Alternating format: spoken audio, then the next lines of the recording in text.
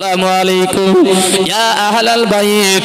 আল্লাহ পাকের নবী বললেন, ও বিশ্ববাসী মনে রাখো, তুমি তোমার ঘরের ভিতরে প্রবেশ করবে যখন সালাম প্রদান করো, আল্লাহ পাকের রহমতের ফেরেশতা তোমার ঘরের ভিতরে রয়েছে। নবী আমার বললেন, ও আমার উম্মতি মনে রাখো, আমি মুহাম্মদুর রাসূলুল্লাহ সাল্লাল্লাহু আলাইহি ওয়াসাল্লাম নিশ্চিত করে জানিয়ে দিলাম, ওই রহমতের ফেরেশতা তোমার ঘরে থাকবে না যদি তুমি তোমার ঘরের ভিতরে বিনা কারণে কোন ছবি রেখে দাও, তথা পৃথিবীর কোন প্রাণীর ছবি যদি টাঙিয়ে রাখো। আমি রাসূলুল্লাহ বলছি, লা ইয়াদখুলুল মালায়েকা, আল্লাহর রহমতের ফেরেশতা প্রবেশ করবে না বাবা। আমি ওই কথাটা আবার বলছি, কিন্তু মৃত্যুর সময় হলে আপনি যেখানেই থাকবেন, আজরাইল আলাইহিস সালাম এক সেকেন্ড দেরি করবে না, আল্লাহর নির্দেশ আসলে সেখানে চলে যাবে। বাদশা আবরাহার কথা আমাদের জানা রয়েছে, প্রসঙ্গক্রমে কথাটা বলি, নিশ্চিত আপনাদের ওই আগের কথার সঙ্গে মিলিয়ে বুঝতে সুবিধা হবে। বাদশা আবরাহা সারা জীবন পৃথিবীতে থাকবেন বাবা, বাদশা আবরাহা পৃথিবী ছেড়ে চলে যাবে না, বাদশা আবরাহা সারা জীবন এই পৃথিবীতে নেতৃত্ব দেবে, এই আশা নিয়ে বাবা 7 লোহার পর্দা বিশিষ্ট রীতিমতো একটি সিন্দুক বানিয়েছিল।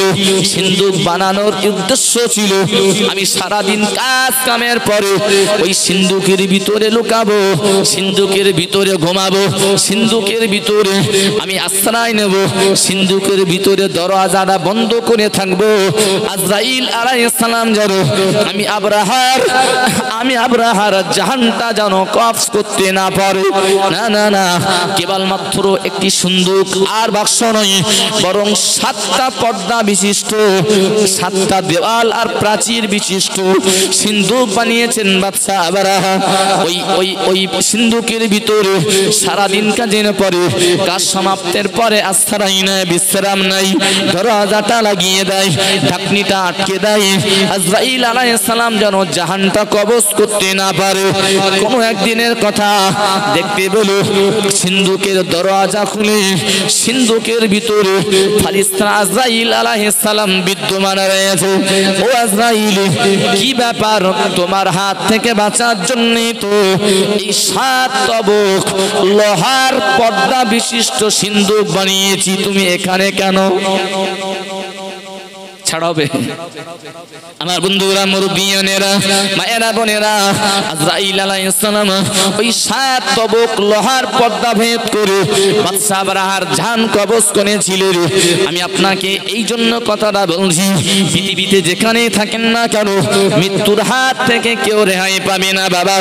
যেখানে লুকিয়ে থাকেন না কেন, আল্লাহর দুনিয়ার কোনো মানুষ মৃত্যুর হাত থেকে মুক্তি পাবে না। ঘরের ভিতরে ছবি থাকলে আজরাইল আসবে না, এই জন্য বরং আমি পাল্টা ছবি ব্যবহার করি। এই চিন্তাটা যেন আমাদের ভিতরে না আসে, এই চিন্তাটা যেন কোনো নির্বোধ বুদ্ধিমানের মাথায় না ঢোকে বাবা। বরং এতটুকুই মশলাটা মনে রাখতে হবে, আমি আমার ঘরের ভিতরে কোনো ছবি টাঙিয়ে রাখবো না। আমি আমার ঘরের ভিতরে আমার কলিজার টুকরিটা বিয়ে হয়ে যাবার পরে আর দেখতে পাবো না বলে মেয়েটার একটা ছবি টাঙিয়ে রীতিমতো ঘরের ভিতরে ঢোকে আর দেখে কলিজার টুকরি শ্বশুর বাড়ি চলে গেছে, দেখা হয় না বলে কলিজার টুকরির ছবিটা ঘরে টাঙিয়ে রেখেছে। ওটা বুদ্ধিমান পিতার কাজ নয়, তথা যে কোনো অ্যাঙ্গেলে কেউ যদি, কোনো স্বামী যদি স্ত্রীর ছবিটা বাঁধিয়ে রাখে, কোনো স্ত্রী যদি স্বামীর ছবিটাকে বাঁধিয়ে ঘরের ভিতরে টাঙিয়ে রাখে, না না না, ওটা ইসলামের আদর্শ মণ্ডিত গিরিও হবে না, বরং রাসূলুল্লাহ বলেছেন, তোমার ওই ঘরে রহমতের ফেরেশতা যাবে না। নবী আমার বললেন, আর যার বাড়িতে, যার ভিটে কুকুর পোষা হয়, ইচ্ছা করে যারা বিনা কারণে কুকুর পোষে বাবা, এ ব্যাপারেও শরীয়ত একটি মসলা জানিয়ে দিয়েছে। আল্লাহ পাকের নবী বললেন, মানিকতানা কলবানা ইল্লা কলবা নাসিয়াতিন আও দারিব। নবী আমার বললেন, যদি কেউ কুকুর পোষে তবে কারণ রয়েছে রয়েছে কুকুর পোষার পিছনে, এমনটা যদি হয় নিশ্চিত ও কুকুর পোষাতে তার অসুবিধা হবে না। সেটা কোন কারণে? দুনিয়ার উম্মতি মুহাম্মাদি কুকুর পুষতে পারে, শিক্ষণ প্রাপ্ত কুকুর। তবে শর্ত হলো ওই কুকুরটা নীতিমতো প্রহরী হিসাবে থাকবে। যদি তার বাড়ি অনেক সম্পদ থাকে, অনেক চালের বস্তা আছে, ব্যবসা করে ধানের ব্যবসা, হাজার হাজার বস্তা ধান রয়েছে বাড়ি, পাটের ব্যবসা রয়েছে, পাট রয়েছে গুদাম ঘরে, আল্লাহ পাকের বান্দার অনেক সম্পদ আছে, অথবা অনেক গৃহপালিত পশু আছে, সেই পশু আর দুনিয়ার সম্পদগুলি চোর আর ডাকাতেরা ছিনতাই করে নিয়ে যেতে পারে। তাদের হাত থেকে রেহাই পাওয়ার জন্য কেউ যদি শিক্ষণ প্রাপ্ত কুকুর পোষে, এ কুকুর পোষা যায়। ইল্লা কলবা মাসিয়াতিন আও দারিন, যারা চাষের ফসল ঘরজাত করে রাখেন, যাদের ঘরের ভিতরে আছে লক্ষ লক্ষ টাকার সম্পদ, সেটা চাষের সম্পদ হোক, আর্থিক সম্পদ হোক, গৃহপালিত পশু হোক, সেইগুলোকে হেফাজতের জন্য চোর যেই আছে কুকুর ধরিয়ে দেয়, তাই না? শিক্ষণ প্রাপ্ত কুকুর পোষা জায়েজ। পরের কথা, দুনিয়ার কেউ যদি এই ধরনের কারণ ছাড়া বাড়িতে কুকুর পোষেন, মনে রাখতে হবে রাসূলুল্লাহ বলেছেন প্রত্যেক দিনে তার আমল নামা থেকে 2 কেরাত আমল কেটে নেওয়া হবে। ইচ্ছা করে যারা কুকুর পোষে, কোনো কারণ নেই, নবী বললেন তাদের প্রতিদিনের আমল থেকে নুকিসা মিন আমালিহি, তার আমল থেকে কাটা হবে, আমল থেকে ছাঁটা হবে, আমল থেকে বাদ দেওয়া হবে। প্রত্যেক দিন 2 কেরাত পরিমাণের সওয়াব, যা তার কষ্ট করার আমল ছিল। আর মুহাদ্দিসিন কেরামগণ ব্যাখ্যা দিয়েছেন 1 কেরাত মানে 1 উহুদ পাহাড় পরিমাণের সওয়াব। উহুদ পাহাড় ওজন করলে কত কুইন্টাল হবে, তাই না? অসংখ্য। উহুদ পাহাড়, 2 উহুদ পাহাড় পরিমাণের যে সওয়াব, সেই সওয়াব আল্লাহ আপনার আমল নামা থেকে কেটে নেবেন। পাল্টা আরেকটা কথা শেখাই মানে রাসূল শিখিয়েছেন, জাস্ট কথাটা উদ্বুদ্ধকরণের জন্য একটু বলছি। জানাজা নামাজে গেলে রাসূলুল্লাহ বলেছেন, যারা জানাজা নামাজে হাজিরা হয় সঙ্গে মাটি দেওয়া পর্যন্ত উপস্থিত থাকেন, জানাজার নামাজটাও পড়েন, জানাজাটা পড়েন, আবার 3 মুঠো মাটিটাও দিয়ে আসেন। নবী বললেন তাদের আমল নামায় ওই আধা ঘন্টায় 2 উহুদ পাহাড় পরিমাণে সওয়াব দেওয়া হলো। একটু জোরে হবে না? আর একটু জোরে হবে না? সুবহানাল্লাহ। কুকুর পুষলে 2 উহুদ পাহাড় পরিমাণে সওয়াব কাটা হয়। জানাজা নামাজে হাজিরা দিলে 2 উহুদ পাহাড় পরিমাণে সওয়াব আল্লাহ আমল নামায় দেন। এই জন্যে আত্মীয় স্বজন, প্রতিবেশী, গ্রামবাসী যারাই মারা যাবে, শত্রু, দুশ্মন, আপনার প্রতিবেশী, তার সাথে কথা হতো না, সব কিছু বাদ দেন। নবী বললেন কোন মানুষ মারা যাওয়ার পরে তুমি তাকে আর শত্রুর তালিকায় রেখো না। কোন মানুষ যখন মারা যায়, সে তোমাকে অনেক কষ্ট দিয়েছিল, তুমি তাকে মাফ করো। কারণ একটু বাদেই কবর জীবনটা হলো আখিরাতের প্রথম মঞ্জিল, আখিরাতের প্রথম মঞ্জিল। এই কবরে পৃথিবীর প্রত্যেকটা মানুষকেই যেতে হবে, তাই না? মসজিদের খাটিয়াটা এমন একটা যানবাহন, যে যানবাহনে হাফেজ সাহেব, মাওলানা সাহেব, কারি সাহেব, যে যানবাহনে এই গ্রামের ডাক্তার, মাস্টার, ব্যারিস্টার, বুদ্ধিজীবী, টাকাওয়ালা, গরিব সবাই যাবে, সেই যানবাহনেই একজন ভিখারিকেও তোলা হবে। ঠিক না ভুল? এই খাটিয়া নামক যানবাহনটা এমন একটা যানবাহন, মসজিদে যেটা রাখা আছে এই যানবাহনের কোনো ভিন্নতা নেই। মসজিদের খাটিয়া এরকম আছে নাকি যে বড় লোক মারা গেলে এই খাটিয়া, আর গরিব মানুষ মারা গেলে এই খাটিয়া? আল্লাহু আকবার। কি নিদর্শন! মারা যাবার পরে ওই যানবাহনে চড়ে আপনাকে কবরে যেতে হবে। কবরে গিয়ে সওয়ালের জবাবের পর্ব রয়েছে। আল্লাহ নবী বললেন, তোমার দুশমন, তোমার শত্রুকে তুমি মাফ করো। কেন? সে যেন কবর জীবনে আল্লাহর কাছে স্বস্তি পায়। এবং আল্লাহ পাক, তুমি যদি কাউকে ক্ষমা করো, আল্লাহ তোমার অপরাধকে ক্ষমা করে দেবেন। সুবহানাল্লাহ। মানুষ মারা গেলে সে যত বড়ই দুশমন হোক, আল্লাহ পাকের নবী শিখিয়েছেন তার জানাজায় যাও, জানাজায় যাও, তার জন্য দোয়া করো। আর সঙ্গে তোমার 2 উহুদ পাহাড় পরিমাণে সওয়াবটাও হয়ে যাবে। জোরে বলুন সুবহানাল্লাহ। আমার বন্ধুরা, মুরব্বিয়ানেরা, মায়েরা, বোনেরা, এতক্ষণ যে হাদিসগুলি আপনাদেরকে শোনালাম, এটা অপ্রাসঙ্গিক হাদিসের পর্ব ছিল বাবা। জাস্ট প্রসঙ্গ এসেছে বলি কথাগুলো বলে নিলাম। আমাদের শিক্ষার কিছু জায়গা রয়েছে বলি আগিয়ে চলুন। আমি আপনাকে বলছিলাম বাবা, আল্লাহর দুনিয়াতে সম্পদের প্রয়োজন রয়েছে। এই জন্য ওই সম্পদ মসজিদে ওঠার সময় তো কাছে রেখে দাও, থাক তাতে ছবি, কিন্তু সম্পদ বলে মসলায় কোনো অসুবিধার জায়গা নেই। আল্লাহ পাকের পৃথিবীতে ওই সম্পদের প্রহরী হিসাবে আপনি নিজেই ওই সম্পদের প্রহরী নিযুক্ত হয়ে রয়েছে। আল্লাহর দুনিয়াতে সম্পদ হেফাজতের জন্য প্রশিক্ষণ প্রাপ্ত কুকুরগুলো ব্যবহার হয়। সোনার দোকানগুলিতে নিশ্চিত করে সেখানেও প্রহরী রাখা হয়, গাইডম্যান রাখা হয়। সব মিলিয়ে আল্লাহর দুনিয়ার সম্পদগুলোর কেউ না কেউ প্রহরী হয়ে থাকে।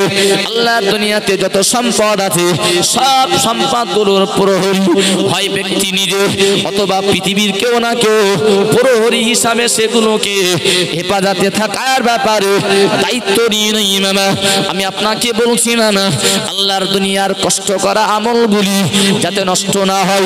কষ্ট করা আমলগুলি একটি সম্পদ, ওই সম্পদটা যাতে নষ্ট না হয়।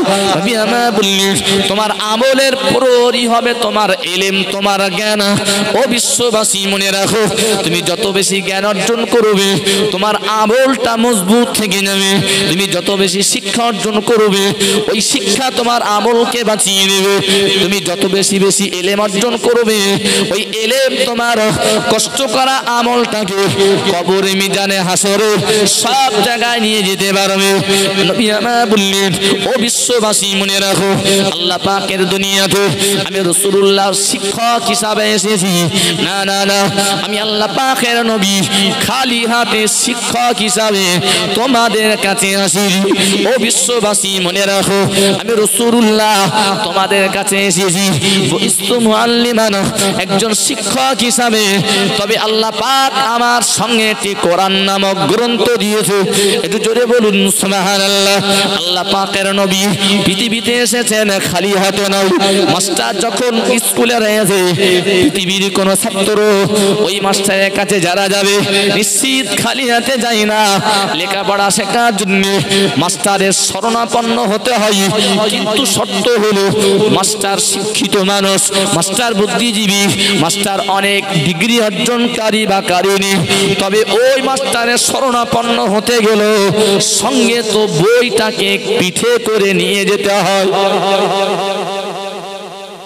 স্কুলে মাস্টার আছে, চলো ক্লাস করে আসি। বই ছাড়া কোন স্কুল আছে বাবা? বই ছাড়া পৃথিবীর কোন স্কুল চলে না। হ্যাঁ, মাস্টারের শরণাপন্ন হলে বই লাগে। আবার কেউ বলছেন, আব্বা তুমি আমার এই বইটা কিনে দাও, এই নুরানি কায়দাটা কিনে দাও। মক্তবের ওই বইটা সবাই পড়ে, আমিও পড়ব। নুরানি কায়দাটা পিতা তার সন্তানের জন্য কিনে দিলেন, একটু বলবেন? পিতা পড়ায় না, মাতাও পড়ায় না, বাচ্চাটার নুরানি কায়দা কিনে দিলে আল্লাহর কোরআন একা একা শিখবে তো? এই জন্যে ওই বাচ্চাটার এই কিতাবটাকে সঙ্গে নিয়ে, বইটাকে সঙ্গে নিয়ে পাঠশালায়, শিক্ষালয় তথা শিক্ষকের শরণাপন্ন হতে হয়। একদিকে শিক্ষক, অন্যদিকে বলেন কিতাব। আল্লাহ পাক পৃথিবীতে রাসূলকে দিয়ে পাঠালেন আল্লাহর কোরআন। কোরআন, আল্লাহর কোরআন পাক কালামুল্লাহ শরীফ। আল্লাহ দুনিয়াতে অন্যান্য নবীদের মুজিজা দিয়েছিলেন। নবী মুসা আলাইহিস সালামের মুজিজা পৃথিবীতে আর নেই। নবী ঈসা আলাইহিস সালামের মুজিজা আল্লাহর পৃথিবীতে আর নেই। আল্লাহ দুনিয়াতে যত নবী পাঠিয়েছিলেন সবার মুজিজা দিয়েছিলেন, কিন্তু সেই মুজিজা নবী বিদায়ের সঙ্গে মুজিজাগুলো বিদায় নিল। আমাদের নবী পৃথিবী ছেড়ে চলে গেলেন, হায়াতুন নবী কবর জীবনে আছেন। নবীর মুজিজা পৃথিবীতে আছে না বিদায় নিয়েছে? মুজিজাটার নাম হলো, শিগগির বলেন, মুজিজাটার নাম আল কোরআন। সুবহানাল্লাহ বলেন, জোরে হবে না সুবহানাল্লাহ? বিশ্ব নবী পৃথিবী ছেড়ে চলে গেছেন, হায়াতুন নবী তিনি কবর জীবনে আছেন, হায়াতে আছেন। পৃথিবীর সব নবীর মুজিজা নবী বিদায়ের সঙ্গে আল্লাহ পাক মুজিজাকে বিদায় ঘটালেন। আখিরি জামানার নবী আমাদের নবী বিদায় নিলেন, পর্দা নিলেন, কিন্তু নবীর মুজিজা আল কোরআন পৃথিবীতে আল্লাহ পাক রেখে দিলেন। কোরআন শরীফ এমন একটি জান্নাতি ভাষা, এমন একটি জান্নাতি গ্রন্থ। আচ্ছা, ছোটবেলায় আমরা যে কবিতা পড়েছি বাবা, সেই কবিতা হয়তো একটা দুটো মুখস্থ আছে, তাই না? কিন্তু সব কবিতা মুখস্থ থাকে না, থাকে না। সব কবিতা সেই ক্লাস 1, 2 এর কেউ যদি আমার ধরেন হয়তো পারবো, কিন্তু সবটা পারবো না, তাই না? আবার আপনাদের কেউ যদি নিজেরা সমীক্ষা করেন, ছোটবেলার মুখস্থ করা সব কবিতা পাই টু পাই মনে নেই, কেউ আর পাশ থেকে একটু বলে দিলে ভালো হয়। পৃথিবীর কোন ইংরাজি কবিতা যারা মুখস্থ করে বা আমরা যারা পড়াশোনা করেছি সেই ইংরাজি কবিতা, তাই না, ছোটবেলায় যা মুখস্থ ছিল এখন ধরেন হয়তো পারবো, কিন্তু বেঁধে যাবে। কিন্তু 14 বছর বয়সের ছেলেটা একটা কবিতা নয়, তথা একটা সূরা নয়, দুটো নয়, তিনটে নয়, চারটে নয়, 114টা সূরা আল্লাহ পাক তার এই সিনার ভিতরে গেঁথে দিয়েছেন। 14 বছর বয়সে, 62 বছর বয়সে বিদায় নিচ্ছেন তার দুদিন আগে আল্লাহ পাকের বান্দা রীতিমতো কোরআন মুখস্থ করে লোকের শুনিয়েছেন। সুবহানাল্লাহ। আল্লাহর কোরআন জান্নাতি ভাষা, আল্লাহর কোরআন নিয়ামতি ভাষা, যে ভাষা মানুষ একবার মুখস্থ করলে সিনায় গেঁথে যায়। এটা একটা বিশাল বড় মুজিজা যে একজন হাফেজে কোরআন 6666টি আয়াত এই সিনার ভিতরে গাঁথবে। এটা না ছোটখাটো কোনো ব্যাপার নয়, বলো, বিশাল ব্যাপার। 6666টি আয়াত তথা 114টা সূরা এই সিনায় গেঁথে রাখা আল্লাহ পাকের নিয়ামত, আল্লাহর দয়া এবং আল্লাহ পাকের নবীর মুজিজা গ্রন্থ, আল্লাহর করুণা ছাড়া সম্ভব নয়। মনে রাখতে হবে, সেই কোরআন আমাদের গাইড বুক, রাসূলুল্লাহ আমাদের গাইডম্যান। আমি বলছিলাম যে জলসার মাহফিলে বসে সূরা ফিল মুখস্থ সম্ভব নয়, জলসার মাহফিলে বসে তৃতীয় কলেমা মুখস্থ করা সম্ভব নয়। আল্লাহর নবী বলেছেন তুমি ইলম অর্জন করো, জ্ঞান অর্জন করো, তার জন্য পাঠশালা, তার জন্য কিতাব, তার জন্য শিক্ষকের শরণাপন্ন হও।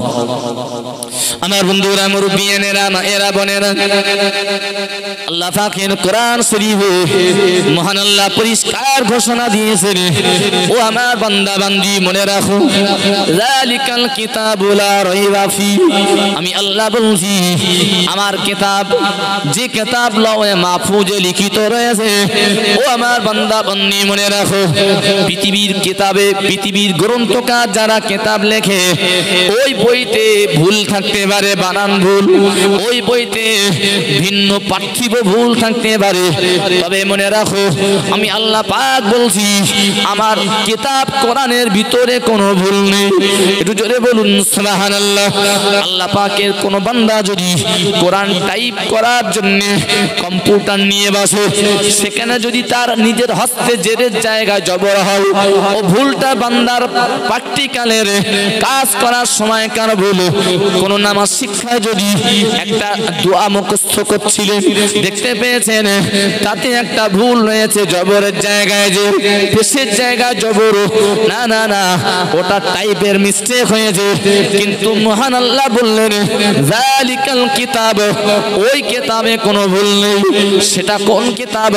পৃথিবীর কিতাব, যেটা আমরা পড়ি টাইপ করা কিতাব, পৃথিবীর মানুষের টাইপ করা কিতাব, কিন্তু আল্লাহ পাকের লওহে মাহফুজে সংরক্ষিত আছে যেটা, ও জায়গাতে কোনো ভুল নেই।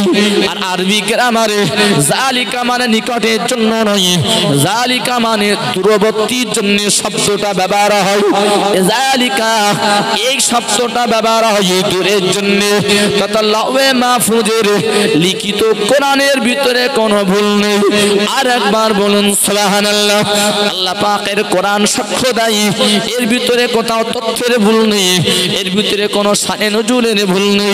আমি আল্লাহ বলছি কোরআনের ভিতরে মানব জীবনের গঠনের কোনো ভুল নেই। আমি আমার পরিষ্কার করে জানিয়ে দিলেন, ও বিশ্ববাসী মনে রাখো, খায়রুকুম মান তাআল্লামাল কোরআন, পৃথিবীর ভিতরে সেই মানুষটা সব থেকে সেরা যে মানুষটা নিজে কোরআনের পাঠক সেজে যায়। জোরে বলেন সুবহানাল্লাহ।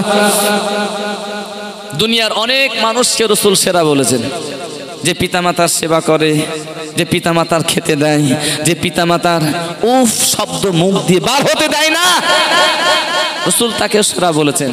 হ্যাঁ, সেরা বলেছেন। আল্লাহ দুনিয়াতে যারা সুন্দর জীবন যাপন করেছেন, নবী তাদের সেরা বলেছেন। অবাক কাণ্ড। কিন্তু এই হাদিসটির ভিতরে নবী বললেন খায়রুকুম, তোমাদের ভিতরে সেই ব্যক্তিটাই হবে সর্বের সেরা, সেই ব্যক্তিটা হবে সবার সেরা, যে পিতামাতার খেদমতের জায়গায় ঘাটতি দেয় না, যার হালাল উপার্জনের জায়গায় ঘাটতি নেই, যার ভাষাগত কোনো ত্রুটি নেই, যার জীবনের চলমান জীবনের কোনো ভুল নেই, সেই মানুষটা যদি পৃথিবীতে কোরআন শিখতে পারে, আল্লাহ বললেন খায়রুকুম, পৃথিবীর সেই নামাজি, সেই সন্তান আল্লাহর কাছে সব থেকে প্রিয় হবে। বলুন সবাই সুবহানাল্লাহ। হ্যাঁ, সেই নামাজি আল্লাহর কাছে প্রিয় হবেন, যে নামাজি নামাজও পড়ে, নামাজও পড়তে পারে, নামাজের আমল করেন, আবার সঙ্গে আল্লাহ পাকের নিয়ামতের মাস, তাই না, শাবান মাস আসলে আল্লাহর কোরআনের আমল করেন। শুধু তা নয়, বরং সারা দিনে কোনো একটা টাইমে আল্লাহর পাক কালাম কোরআন শরীফ একটু তেলাওয়াত করেন। আমরা শুধু মনে করি যে নামাজ পড়াটাই আমাদের বিশাল বড় কাজ, আর কোনো কাজ আমাদের পৃথিবীতে নেই। হ্যাঁ, কথাটা ঠিক যে নামাজ কিয়ামতের দিন আল্লাহ পাক এই নামাজ সম্পর্কেই আমাদেরকে প্রশ্ন করবেন। তুমি হজ করেছো কতবার, যাকাত দিয়েছো কত টাকা, মাহফিলে দান করেছো কত টাকা, যা যা পুরস্কার সব হবে, তাই না? রমজান মাসে রোজা করা হয়েছিল কিনা সব সমীক্ষা হবে। কিন্তু এট ফার্স্ট হিসাব হবে তোমার 70 বছরের জীবনের নামাজটাকে আগে জমা দাও। প্রথম প্রশ্ন, প্রথম সমীক্ষা, 70 বছর জীবনের নামাজটাকে জমা দাও। আমার বক্তব্য, সেই নামাজ যিনি কায়েম করেছেন, একজন নামাজি নামাজ পড়তেন, কিন্তু দুর্ভাগ্য তিনি কোরআন শরীফটা পড়তে পারতেন না। আমি আপনাদেরকে বলবো, কেউ যেন কষ্ট নেবেন না, আমি আপনাদের বলছি না, জাস্ট গোটা সমাজের জন্য বলছি, যারা নামাজ, নফল নামাজ পড়ার জন্য শবে বরাতের রাত, ওরে সর্বনাশ, সারা রাত কাটিয়ে দেয়। কেন? বলছে না, জীবনে তো পড়া হয় না, শবে বরাতের রাত মানে এই ধরিসি মানে এখন ফজরে ছাড়বো। কেন? বলছে না, শবে বরাতে রাত্রেবেলা এট লাস্ট মোবাইল নামাজ পড়ে আর মোবাইলে হিসাব রেখেছে, তাই না? ডিজিটাল যুগ, মোবাইলে হিসাব রেখেছে। 2 রাকাত করা হয়, 2+2+2+ করতে করতে লাস্টে গিয়ে দেখে 150 রাকাত নামাজ হয়েছে। নারায়ে তাকবীর, 150 রাকাত নামাজ। কেন? বলছে না, শবে বরাতের রাত। ইমাম সাহেব ঘুরে জিজ্ঞেস করছে, কি গো 150 রাকাত নামাজ পড়ছো বলে গলাবাজি করছিলে শুনছিলাম, কোরআন শরীফ কপিসটা পড়া হয়েছে। বলছি ইমাম সাহেব আই এম সরি, আমি কোরআন শরীফ কিন্তু পড়তে পারি না, কোরআন শরীফ পড়তে পারি না, নামাজ পড়ে। কিছু মনে নেবেন না, ভয় হয় মাঝে মাঝে যে নামাজ পড়তে যে আতা গাছে তোতা পাখি ডালিম গাছে মৌ, এটা পড়ে না তো। নামাজের ভিতরে পড়ে কি নামাজ, নামাজ নামাজ এমন একটা আমল, এমন একটা ইবাদত, যে ইবাদতে তো কোরআন লাগে, যে ইবাদতে কোরআন পড়তে হয়। আল্লাহু আকবার। জান্নাতি ভাষা কোরআন শরীফ। ইমাম সাহেবের পিছনে আমরা যতবার নামাজ পড়তে যাই, ইমাম সাহেব প্রথম কিন্তু আলাম তারা দিয়ে শুরু করে না, প্রথমে একটা সূরা পড়ে। সূরাটার নাম জিকির বলেন, সূরা ফাতিহা, তাই না? ইমামের পিছনে যতদিন আমরা নামাজ পড়ে এসেছি, পড়ছি, আগামীতে পড়ব, ইমাম সাহেব একটা সূরা বারবার করে পড়ে। সূরাটার নাম সূরাতুল ফাতিহা, সূরা ফাতিহা। হাদিস শরীফে এসেছে যে সূরা ফাতিহা ছাড়া নামাজ হবে না, সূরা ফাতিহা ছাড়া নামাজ হবে না। এখন কেউ যদি ব্যস্ত রয়েছে বলে দুম দাঁড়াক্কা গিয়ে সূরা ইখলাস দুবার দিয়ে সেজদা মেরে উঠে বাড়ি যায়, আর গিস্তা নামাজ হবে না। আমার বক্তব্য এবং সমীক্ষা, নিজেরাও নামাজ পড়ি সূরা ফাতিহা দিয়ে, আবার ইমাম সাহেবের পিছনে দাঁড়ালেই ইমাম সাহেব সূরা ফাতিহা ছাড়া অন্য কোনো সূরা প্রথমে চিনলো না, সূরা ফাতিহাই পড়ে যাই। একটু সমীক্ষা করে বলবেন, পৃথিবীর কোন মুসল্লি ইমাম সাহেবের বিরুদ্ধে সেক্রেটারির নামে অভিযোগ করে কি বলেছে যে এই ইমাম চলবে না, প্রত্যেক রাকাতেই কোন প্রথম সূরা ফাতিহা পড়ে? হয়েছে বাবা? এরকম হয় না। পৃথিবীর কোন গান, পৃথিবীর কোন গজল, পৃথিবীর কোন সাহিত্যের কবিতা বারবার বারবার করে পড়লে আর শুনলে অস্বস্তি হয়, আর ভালো লাগে না। সেটা হোক একটা গজল, বাচ্চাদের একটা গজল বারবার শোনাবেন, মাকে বলবে মা অন্য একটা গজল দাও, ওটা শুনে শুনে পুরো হেফজুল্লাহ মেরে গেছে, মুখস্থ হয়ে গেছে, ওটা ও গজলটা পুরনো হয়ে গেছে, ও গজলটা পুরানো হয়ে গেছে, ওটা আর দাও না মা, অন্য একটা গজল দাও। সূরা ফাতিহা পুরনো হয়ে গেছে, পৃথিবীর কোন নামাজি আঙুল তুলেছে বাবা? তাই না? সূরা ফাতিহা অনেক দিন থেকে পড়ে আসছে, আর ভালো লাগছে না, এরকম কোন আওয়াজ তোলা লোক আমরা খুঁজে পেয়েছি বাবা? পাইনি। মনে রাখতে হবে, আল্লাহ পাকের পাক কালামুল্লাহ শরীফ, কোরআন শরীফ, রাসূলুল্লাহ বলেছেন খায়রুকুম মান তাআল্লামাল কোরআন, যে ব্যক্তিটা আল্লাহর কোরআন শরীফ পড়তে পারেন, সেই ব্যক্তির আগের অনেক ডিগ্রি ছিল, সে একজন ব্যবসায়ী, একজন বিজনেসম্যান, একজন চাষি, একজন সাধারণ খেটে খাওয়া মানুষ, একজন চাকরিজীবী, সব কিছু আপন জায়গায় থাক, কিন্তু সেই মানুষটার একটা ডিগ্রি যদি হয় যে কোরআনের পাঠক। আমার নবী বললেন পৃথিবীতে কোরআনের ওসিলায় আল্লাহ পাক তোমাকে অনেক মহব্বত করবেন। খায়রুকুম মান তাআল্লামাল কোরআন ওয়া আল্লামা, পৃথিবীতে সেই সেরা যিনি নিজে কোরআন পড়েন, কোরআনের পাঠক, কোরআন শেখেন, ও আল্লামা, এবং অন্যকেও শেখার রাস্তা দেখিয়ে দেন। তার মানে নিজে কোরআন পড়ে অন্যকে শেখান। আমার এই ভাইরা যারা আছেন, যারা মাদ্রাসায় পড়ুয়া, হাফেজ মাওলানা, এই মক্তবে যারা শিক্ষক আছেন, মনে রাখতে হবে এই হাদিসের মর্মার্থ এটা নয় যে যারা কোরআন পড়ে আর অন্যকে শেখায় মানে আমাদের মক্তবের শিক্ষকেরাই। হ্যাঁ, তানারা তো বটেই, যে যারা কোরআন শিখেছেন, অন্যকে শেখাচ্ছেন, এর যা যা আর পুরস্কার তো পাবেন বটেই, সঙ্গে ও আল্লামা, অন্যকে শেখানোর জন্য যদি কেউ কোরআনের পাঠশালা তৈরি করে দেয়, যদি কেউ কোরআনের পাঠশালায় 5টা ইট দেয়, যদি কেউ কোরআনের ওই গৃহে যেখানে কোরআন শেখানো হয়, সেই মক্তবে, সেই মাদ্রাসায়, সেই পাঠশালায়, সেই শিক্ষালয়ে যদি কেউ 100 টাকা দেয়, যদি কেউ 5টা টালি দেয়, যদি কেউ 1 বস্তা সিমেন্ট লাঠি দেয়, ও আল্লামার এই হাদিসের আওতায় সাধারণ মানুষকেও আল্লাহ পাক মর্যাদা দিয়ে কিয়ামতের দিন তুলবেন, যে তুমি শুধু কোরআন পড়ছো তা নয়, তোমার সমাজের ছেলেরা, পাড়ার ছেলেরা যে মক্তবে পড়াশোনা করতো, তুমি 1000, 100 টাকা, 500 টাকা, 1 বস্তা সিমেন্ট মাটি দিয়েছিলে, মনে রাখো এই কোরআনের পাঠকদের পাঠশালায় সহযোগিতা করেছিলে বলে আমি আল্লাহ বলছি এই পুরস্কার তোমার নসিবে কবুল করে নিলাম। সুবহানাল্লাহ। হজে গিয়ে কত হাজী সাহেব আল্লাহর কোরআন শরীফ পড়তে পারে না বলে একজন কোরআন পড়ছে, তার পাশে বসে উকি মেরে দেখছে, বলছে কেন একটু পড়ো, বলছেন আমি পড়তে পারি না। সব থেকে বড় লজ্জা হলো যারা হজ করতে যান অথচ হজে যাওয়ার আগে কোরআন শিখে যায় না। এটা মারাত্মক লজ্জাস্কর ব্যাপার। যদি বলবেন কেন, তাই না?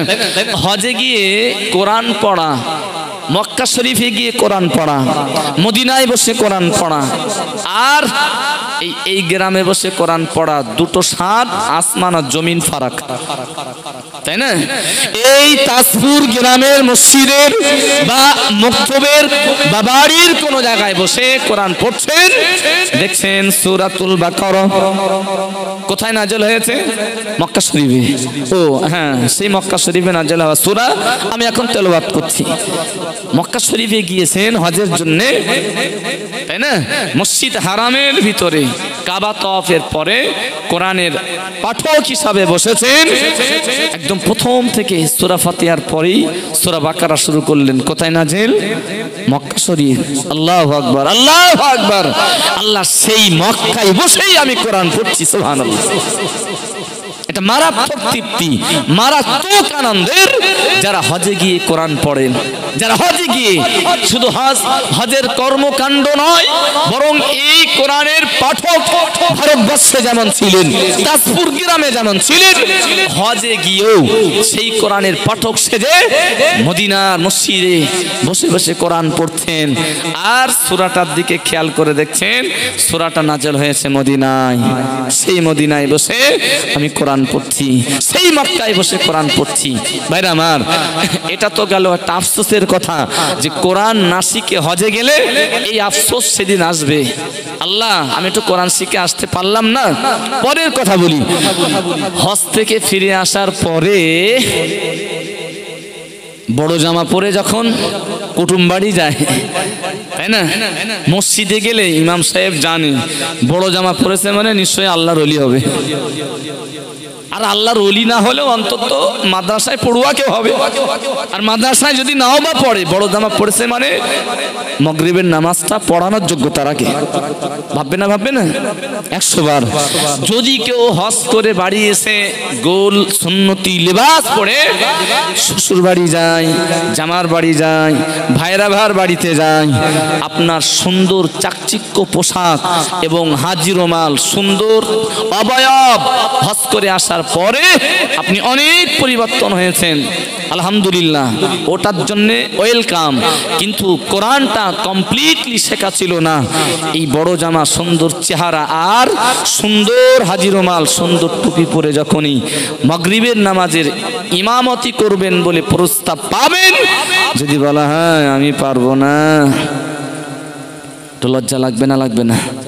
লজ্জা হওয়ার কথা না। বাইচা যদি মান সম্মানের হাত থেকে বাঁচার জন্য মাগরিবের নামাজে যায়, শেষের বেলা সবাই জিজ্ঞাসা করে এ কারি সাহেবের বাড়ি কোথায়? বুঝতে পারেন? হ্যাঁ, কোরআন না শিখে হজ করার ফলে আমরা দেখি অনেক মানুষ তারা লজ্জায় পড়েন। কেন?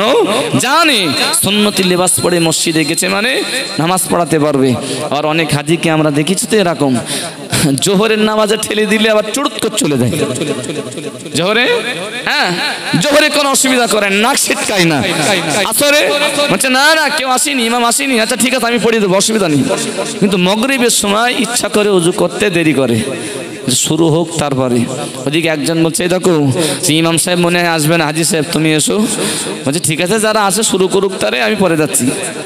তার মানে হাজী সাহেব 2.5 লক্ষ টাকা খরচ করে হজ করেছেন, কিন্তু দুর্ভাগ্য তিনি মাগরিবের নামাজে কেরাত জোরে পড়তে হয়, ওটা সহিভাবে তার জানা নেই এবং পড়তেও পারবে না। লজ্জাস্কর ব্যাপার। আল্লাহর কোরআন শরীফ যারা যারা না পড়ে হজের জন্য নিয়ত করবে না শিখে, আমি বলবো সন্তানের মতো কথাটাকে একটু কাজে লাগানোর জন্য, এতে অনেক তৃপ্তি আর মজা লাগবে। আমার বন্ধুরা, মুরব্বিয়ানেরা, মায়েরা, বোনেরা, অল ইন্ডিয়া সুন্নাতুল জামাত এমন একটি সংগঠন বাবা, যে সংগঠনের একমাত্র উদ্দেশ্য রয়েছে শিক্ষা বিস্তার করা, একমাত্র উদ্দেশ্য রয়েছে রাসূলুল্লাহর রেখে যাওয়া সম্পদটাকে ছড়িয়ে দেওয়া। সেই সম্পদ তার নাম অন্য কিছু নয়, ওই সম্পদের নাম হলো এডুকেশন, এলেম আর শিক্ষা। অল ইন্ডিয়া সুন্নাতুল জামাতের সব থেকে বড় খেদমত হলো এই শিক্ষার প্রসার। আমরা নিশ্চয়ই করে দেখবো বাবা, একেবারে বাচ্চা লেভেল থেকে ওই শিক্ষার প্রসার সুন্দরভাবে চলছে। আমরা জানি কেরালা মডেল সুন্দর একটি শিক্ষা প্রতিষ্ঠানের ক্ষেত্র, যদিও এই গ্রামে নাই বা থাক, আগামীতে হবে। যদি আপনারা সহযোগিতা করেন, এর ফল এবং এর বাস্তবিকতার কথা আপনাদের শুনিয়ে রাখি বাবা। কেরালা মডেল, হ্যাঁ, কেরালা এমন একটা রাজ্য বাবা, যে রাজ্যে শিক্ষার সার্বিক দিকগুলো সব জায়গায় তারা উন্নত রয়েছে।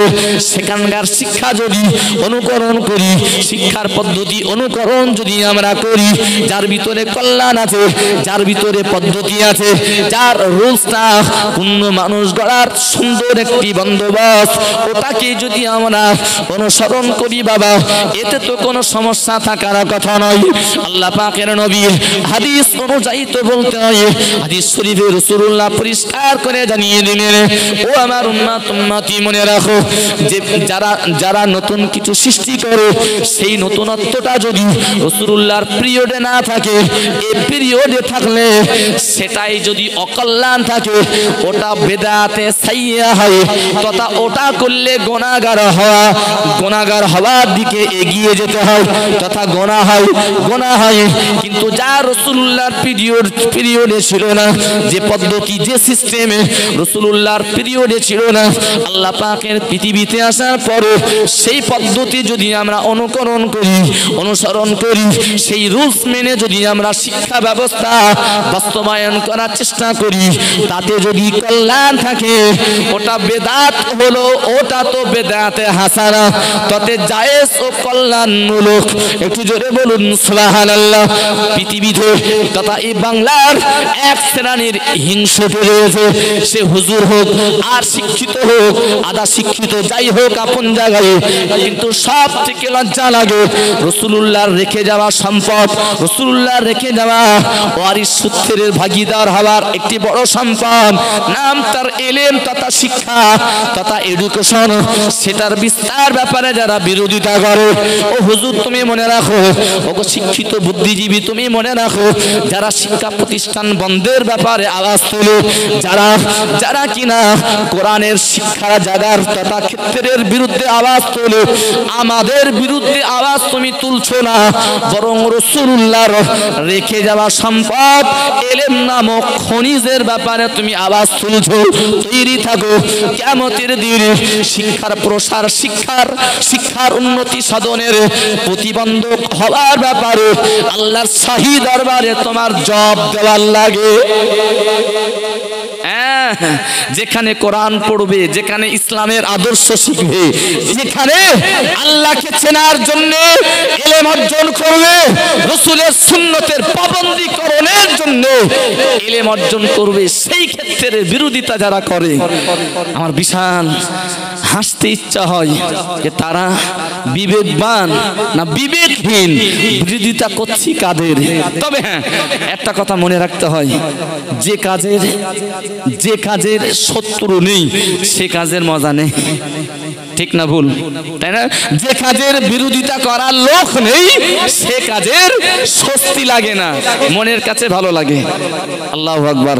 আমি এতটুকুই বলবো, আল্লাহ পাক রব্বুল আলামিন পরিষ্কার করে জানিয়ে দিয়েছেন, মনে রাখো আমার নবী গাইডম্যান, কোরআন গাইড বুক। রাসূল সম্পদ রেখে গেলেন, পৃথিবীর কোনো পার্থিব সম্পদ নয়, সম্পদ তার নাম এলেম, শিক্ষা, এডুকেশন। সেই শিক্ষা বিস্তারের বিশাল লক্ষ্য নিয়ে অল ইন্ডিয়া সুন্নতুল জামাতের পদক্ষেপ। চলো কেরালার মানুষগুলো আমি কোনোদিন যাইনি, তবে নিয়ত আছে আমার যাব, নিয়ত আছে একটা সময় যাব। সেখানকার মানুষের শিক্ষা পদ্ধতির যাবতীয় দিকগুলো মারাত্মক মারাত্মক। আমি যা শুনেছি কেরালাবাসীর মুখে বা আমাদের বাংলার যারা গিয়েছেন তানাদের মুখে, বিশাল ব্যাপার। সেটাকে অনুকরণ করে শিক্ষার খাতটাকে উন্নয়নের লক্ষ্যে মক্তব মানে আগে তো বা এখনো আমাদের মক্তব ব্যবস্থাতে আগের পিরিয়ডের তুলনায় এখনকার হাফেজ মাওলানা যারা দেখবেন শুধু কোরআন নয়, সেখানে খাওয়ার আগের দোয়া, খাওয়ার পরের দোয়া, সঙ্গে সেখানে চলে দৈনন্দিন জীবনের দোয়া সঙ্গে 7টি কলেমার মুখস্থকরণ মানে সহ সব সুন্দরভাবে শেখানো। আরো গুছিয়ে বলতে হয়, কেরালা মডেলের শিক্ষার ভিতরে মক্তবেও ক্লাস বিভাজন আছে। Class 1, class 2, class 3, class 4, class 5। ঠিক এইরকম ভাবে ওই বাচ্চাগুলো তারা প্রাইমারিতে পড়ছে, ইংলিশ মিডিয়ামে পড়ছে, আলহামদুলিল্লাহ, ওই পড়ার কোনো ক্ষতি হবে না। যারা যেখানে পড়ছে সেইভাবে পড়বে।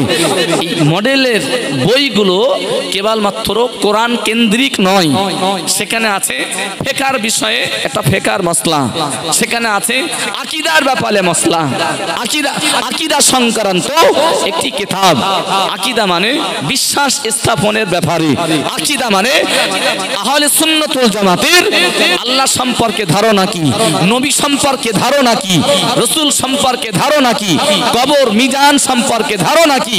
এই সুন্দর ধারণাগুলো এই ক্লাস 3 পড়ে পড়া বাচ্চাদের যদি শেখানো হয়, এত অকল্যাণের কিছু আছে বাবা, তাই না? আরো বরং ওদের ভিত মজবুত হলো, শরীয়তের এডুকেশন অর্জনের সেই ভিতটা মজবুত হলো। সম্মানিত ভাইরা, ফিকহের ব্যাপারেও এই ক্লাস 3-4 এর আলাদা বই আছে। একদিকে সে কোরআন শিখবে, অন্যদিকে মসলা শিখবে, মসলা। সেই মসলাগুলো ওযুর ক্ষেত্রে, নামাজের ক্ষেত্রে, পাক নাপাকের ক্ষেত্রে সব মসলা। আজকের একটা খবর বলি, আজকের ফিকহের উপরে, মসলার উপরে একটা কম্পিটিশন হয় বঙ্গনুর অফিসে। আলহামদুলিল্লাহ, আল্লাহ শুকর আদায় করে বলছি, আমাদের দক্ষিণ বরুণী বালিকা মাদ্রাসার মেয়ে ওই ফিকহ বিভাগের কুইজ পর্বের প্রশ্ন উত্তরে প্রথম বিভাগ এবং 3rd তথা 3য় স্থান অধিকারিণী হয়েছেন।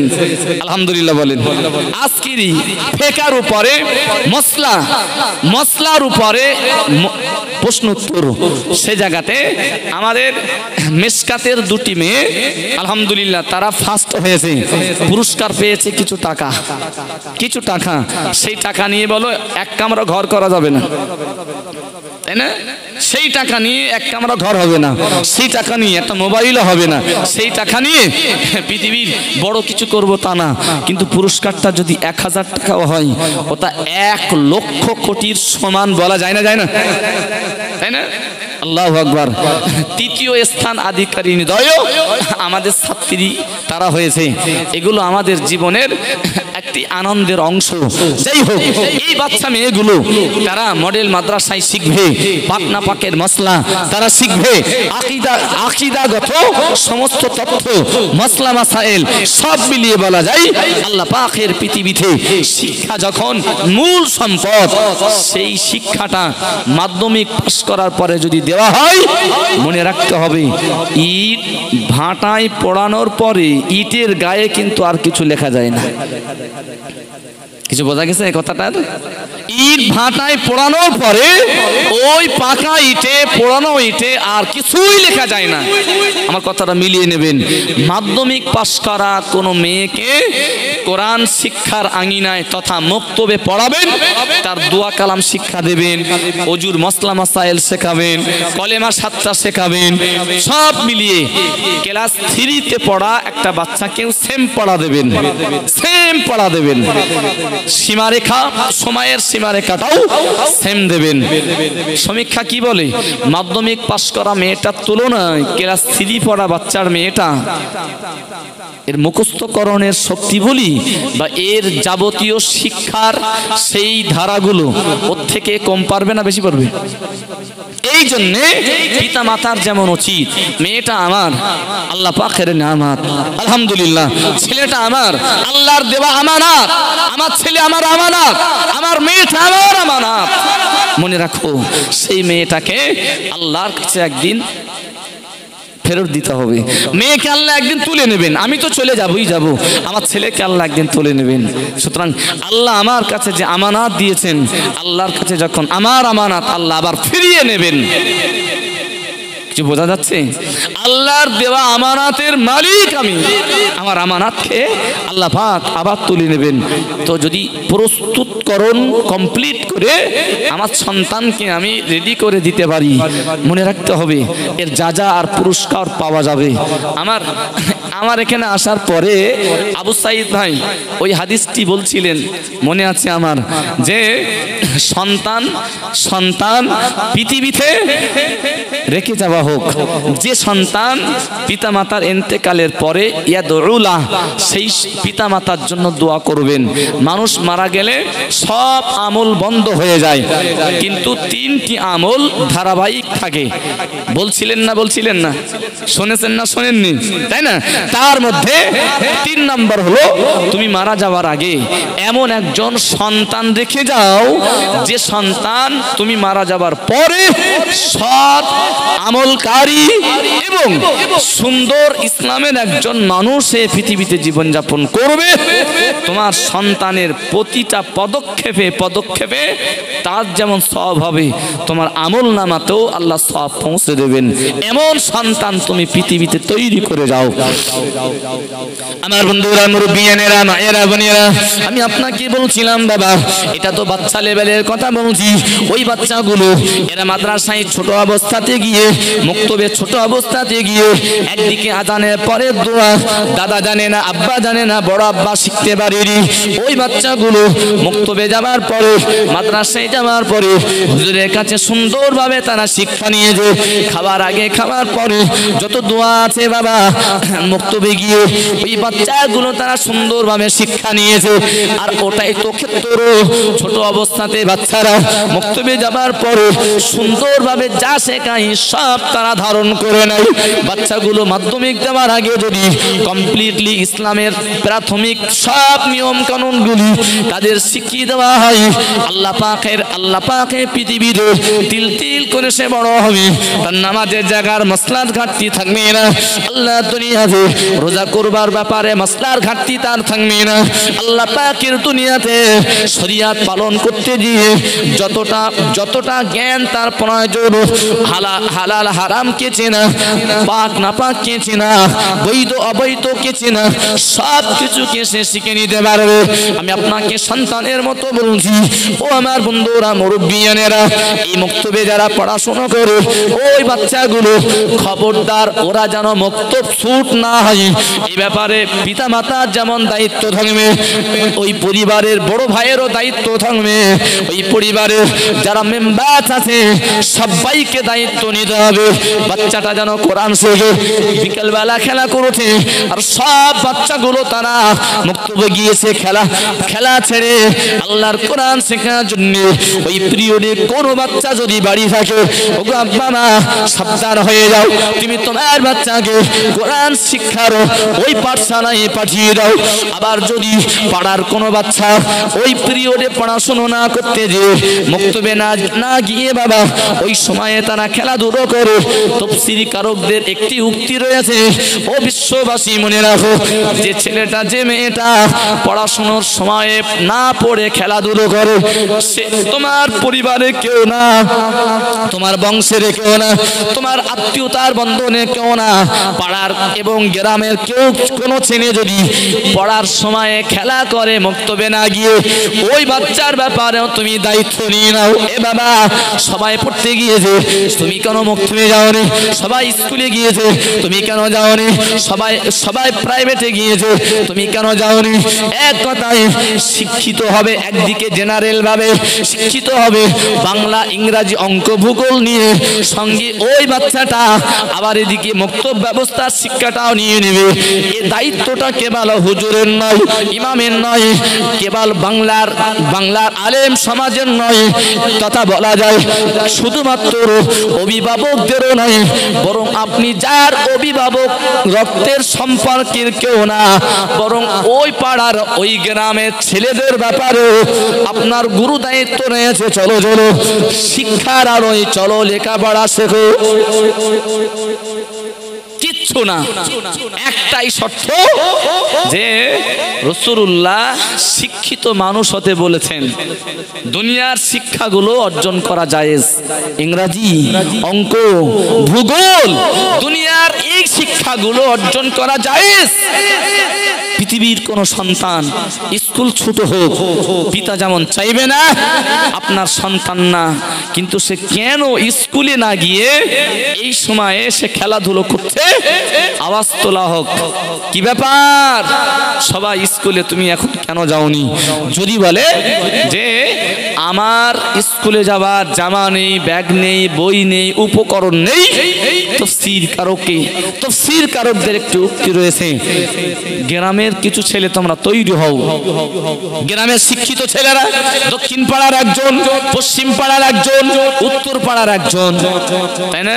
এই তিনটে পাড়া থেকে যদি 3 দুগুণে 6টা ছেলে তৈরি হয়, কি জন্যে না, স্কুল ছুট বাচ্চাদের স্কুল মুখে আমরা নিয়ে যাব, হ্যাঁ, মক্তব ছুট বাচ্চাদের মক্তবের দিকে আমরা নিয়ে যাব।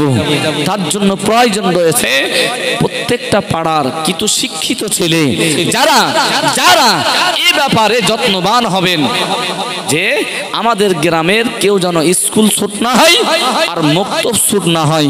মনে রাখতে হবে, আপনার ছেলেটার দায়িত্ব শুধু আপনি একা নেবেন এটা ঠিক নয়, বরং প্রতিবেশীর বাচ্চারাও যাতে শিক্ষার আলো থেকে পিছিয়ে না যায়। কোথায় কি কারণে তারা লেখাপড়া করতে পারছে